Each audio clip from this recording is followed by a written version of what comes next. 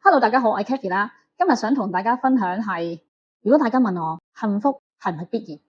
我會同大家講係必然嘅，因為我覺得幸福視乎自己去點樣睇，而唔係其他人點樣睇。老實講，我唔係富裕人家，我亦都唔係有幾層樓收緊租，又唔係嗰啲咩幾百萬未開頭，唔係，完全冇。但係依刻我做到我中意做嘅嘢，